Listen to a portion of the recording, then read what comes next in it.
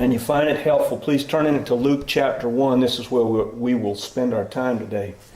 This particular text we're going to look at today is called the Magnificat, which is not a...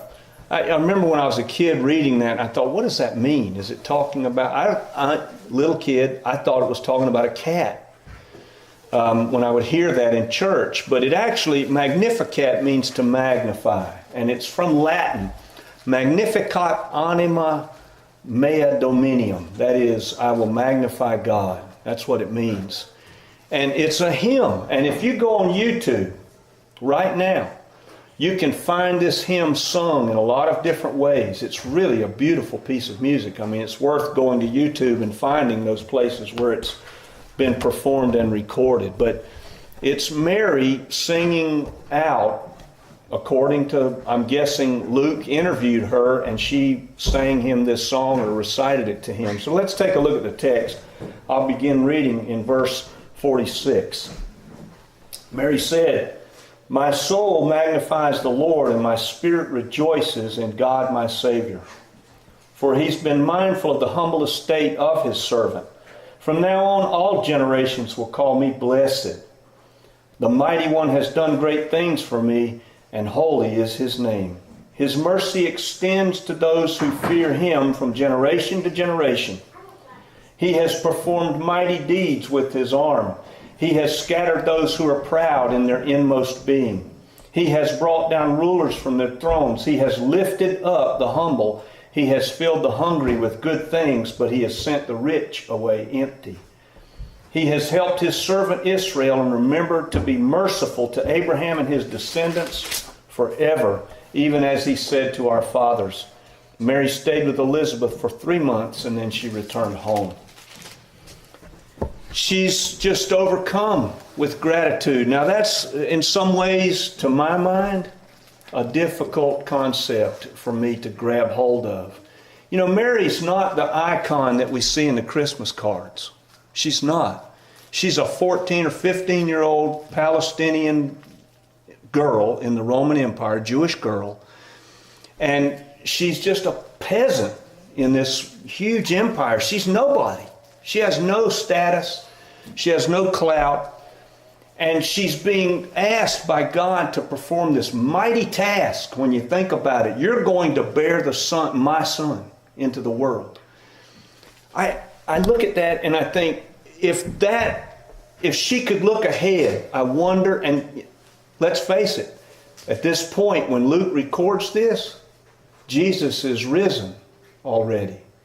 So she's gone through all of it. She's gone through the pregnancy. She's gone through the birth. She's gone through raising Jesus. She's gone through seeing him leave as the preacher. She's gone through the crucifixion. She's gone through the resurrection. And so she's able to sing this song. But I think about it, when this happened, she didn't have any idea what was coming. None. She has been chosen for this task, but this task is filled with all kinds of hazards for her. The Christmas cards don't capture it. She's going to be accused of adultery. Right? I mean, you picture yourself. You who have daughters, or you yourself. You come home. You who have a daughter or you have a son. Children, 2 children, whichever way it goes in your family, come home and they say, Mary's pregnant. And the father says, it's not me. What are you going to think? And your reasoning is, it's God did it. Is that going to wash for you very far? I mean, is that really going to carry a lot of water for you when you start thinking about what's going on here? Didn't carry a lot in her family either for a long time. As a matter of fact, when Jesus was in his public ministry, go back and read John chapter 8. We know who our Father is, they said to Jesus. This followed him all of his life.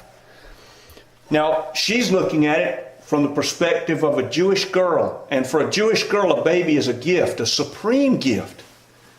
And it's hard for us at our time in history to project our modern feelings about children into that moment.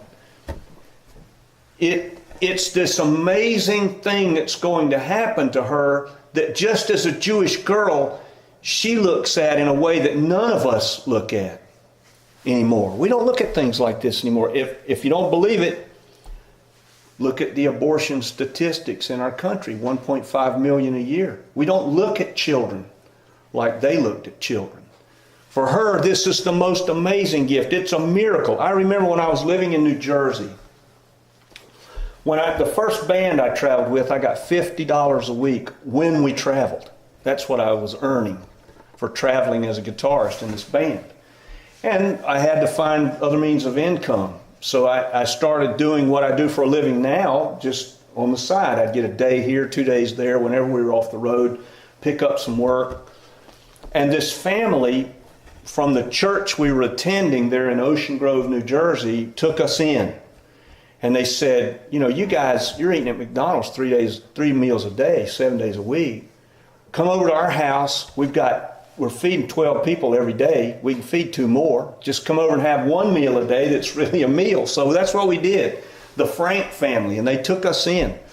I was living in a closet with the keyboard player, literally. I slept in a walk-in closet with the clothes hanging here and with the keyboard player. So we needed the help. And I remember the daughter of Miss Frank's daughter was pregnant with their first child. And to that point in my young life, I was 22, 23 years old, I'd never experienced a birth.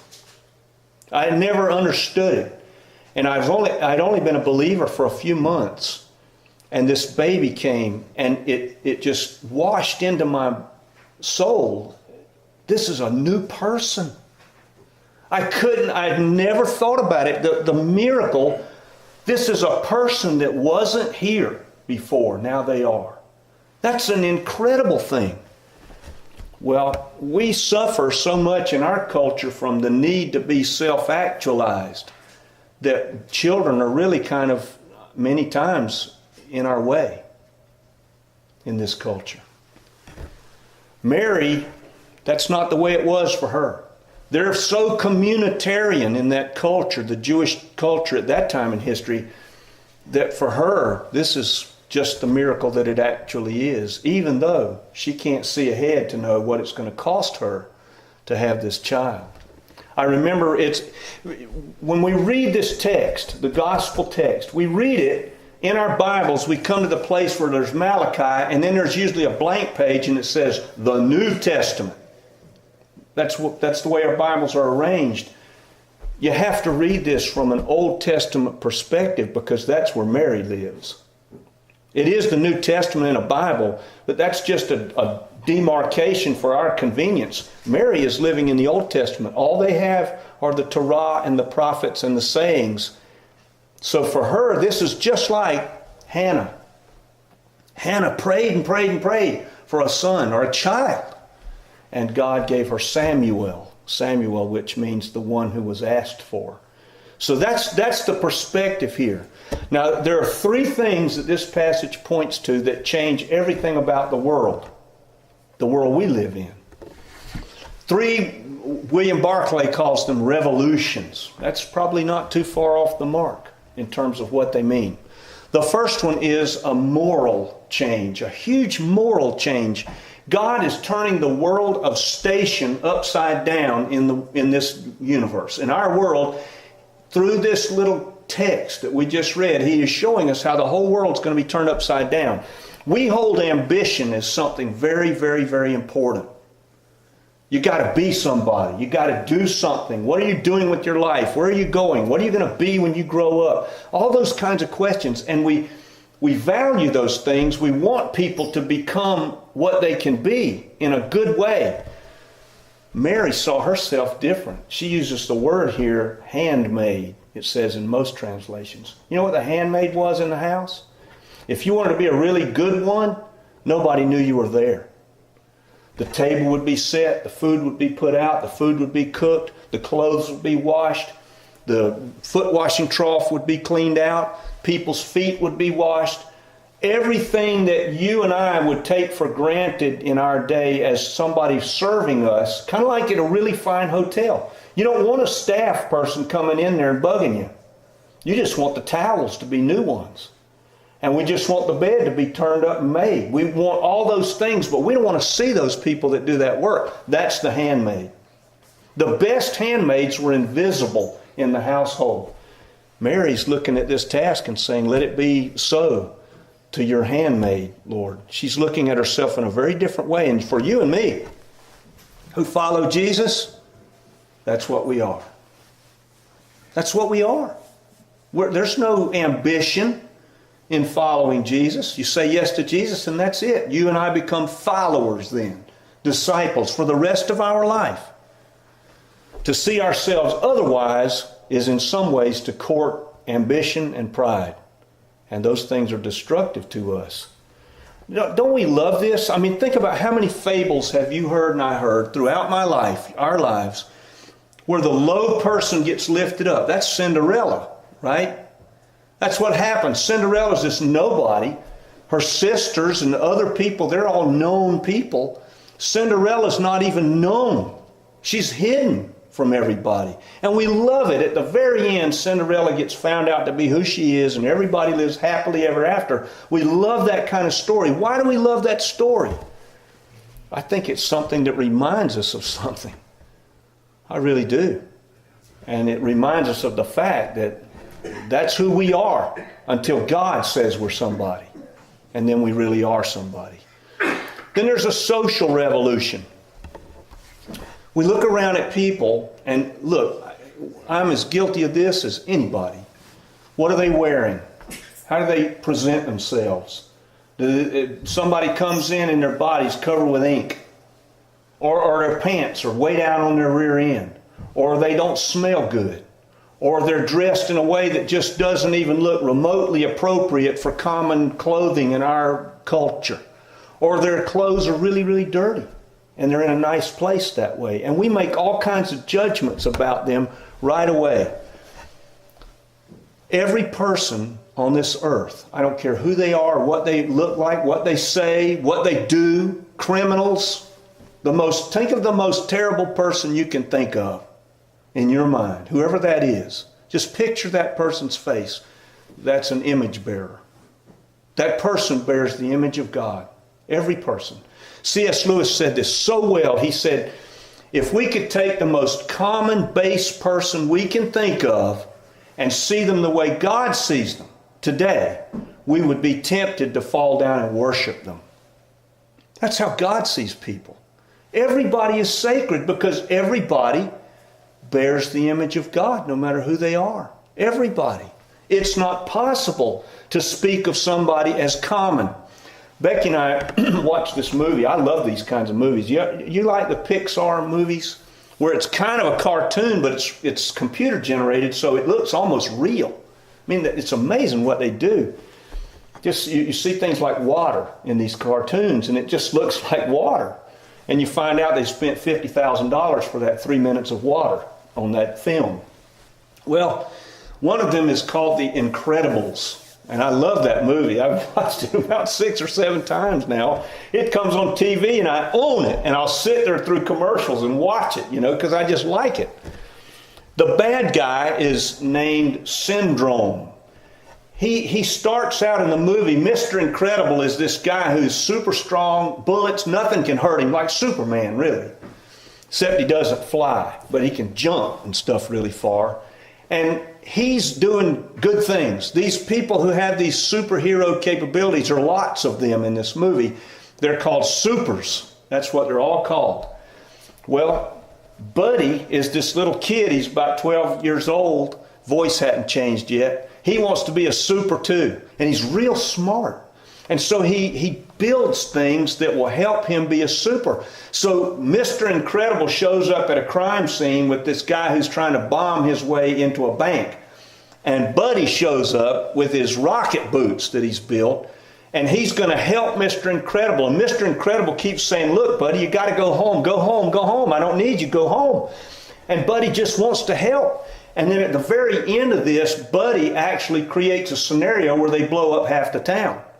Well, he's caused trouble because he's really not a super, but he wants to be. And Mr. Incredible says something to him and hurts his feelings. Buddy grows up to be the tremendous criminal Syndrome. And he has this line in the movie after he's captured Mr. Incredible. And his line is this. He says, when everybody's a super, nobody will be a super. And I thought, wow, that's how God looks at us. Everybody's a super. Everybody. Mary, you, me, Osama bin Laden, Hillary Clinton, Donald Trump. Everybody is a super. Everybody is bearing the image of God, no matter who they are. C.S. Lewis was right. There are no common people.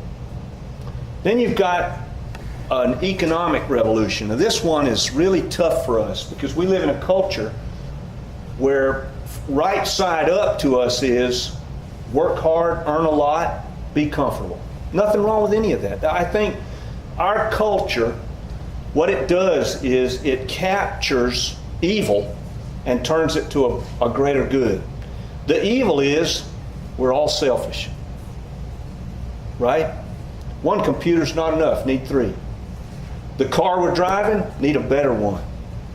The house needs to be a different color, or it needs to be a bigger one, or my clothing needs to be newer. All of those things are good things, but they're actually reflective of something that's an evil, and that is we're never happy with what we have. We want something more, and that something more drives our economy. Well, Mary's talking about an economic revolution here. She's saying the hungry will be fed and the rich will go away empty. That's how God looks at the world. What does that mean? It means in God's world, everybody has enough. Now, how do you do that in our world? I have no idea, because we're fallen.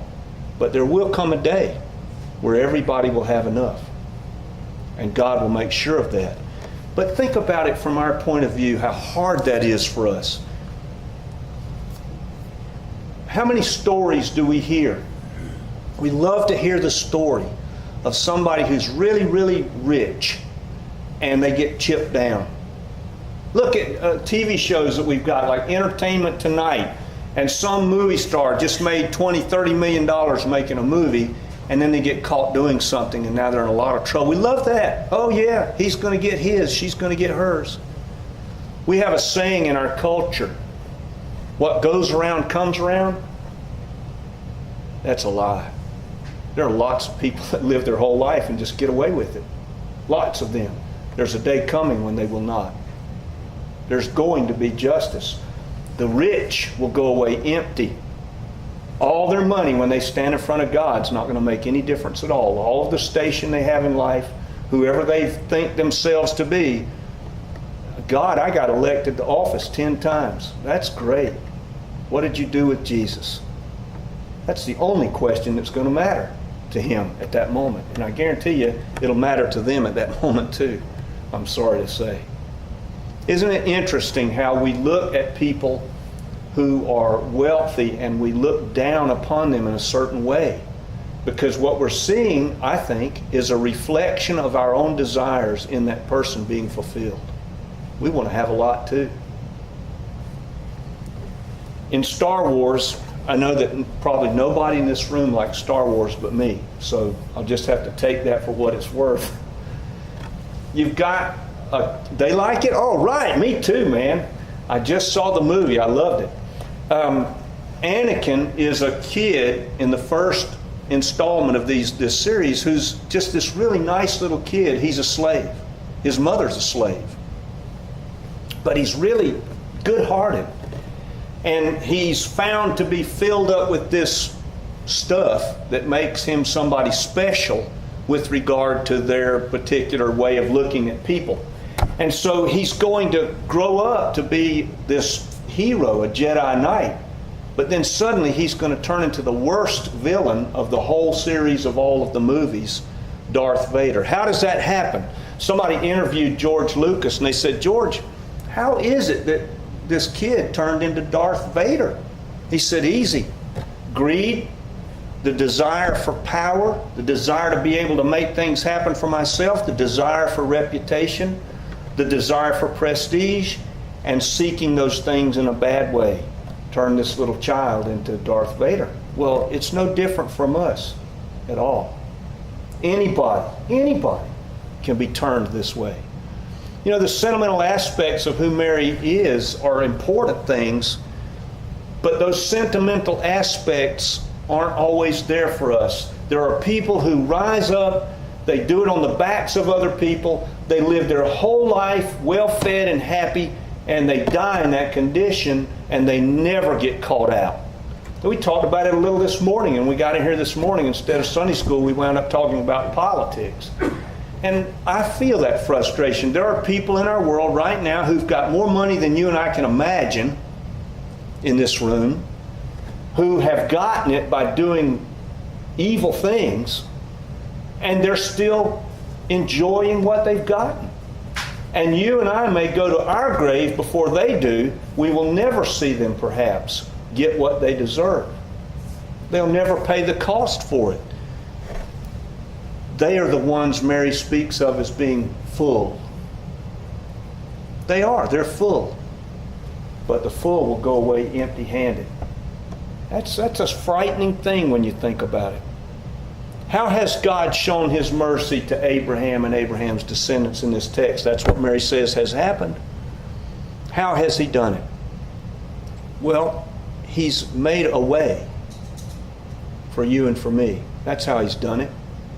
He has made a promise. He's worked through Mary and gone through the normal channels of childbirth and everything else and all that came along with it. And He's made a way for you and for me in order that we could find mercy. There are only two ways to come to God. Do you know that? Two ways. We come to Him and we accept justice, which we could all do, and there are a lot of people doing that. They're living their whole life unconcerned about the gospel, unconcerned about Jesus, unconcerned about whether God is even there. And they're headed for justice. But I look at this and I say, you know what? I don't like the sound of justice. Is there a way that I can make the slate clean? There is. And it's mercy. Those are the choices before all of us. They're the choices before the whole world. Either we rest our full weight on what Jesus has done and we ask for mercy, or we wait for justice. That's all. Everybody gets to pick. I'll tell you, it's hard for people because it's merely asking. Think about us in this room today. Nobody in this room, me included, none of us, wants to feel like things are just being given to us. We want to feel like we had to work for it or something. We want to feel like we paid into it or we did something to earn something.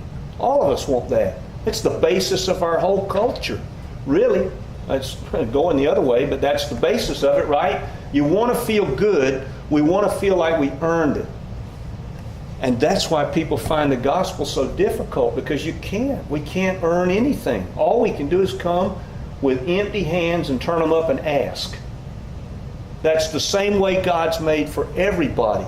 Some people think that the gospel is a wish fulfillment kind of thing. You and I want to live forever. So we imagine this God.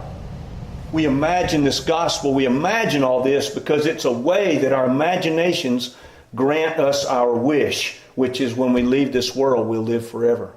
Stop and think about this for just a moment. Two things. One, the person who goes through this world doesn't care about the Lord, doesn't care about the gospel, is wishing for something the same. They're wishing that He's not there because they don't want to have to stand in front of Him. And secondly, keep this in mind as you think about eternal life. Wishing for something doesn't mean it's not there at all. Just because I want it doesn't mean it doesn't exist. It may be that it really is there. Jesus seemed to think so. Jesus seemed to think it was. And He went to a cross to buy it for you and for me. I don't know where everybody is today, but if I've said anything about which you've got a question, you want to pray with me, speak with me after the service, I'll stay as long as it takes to do that as we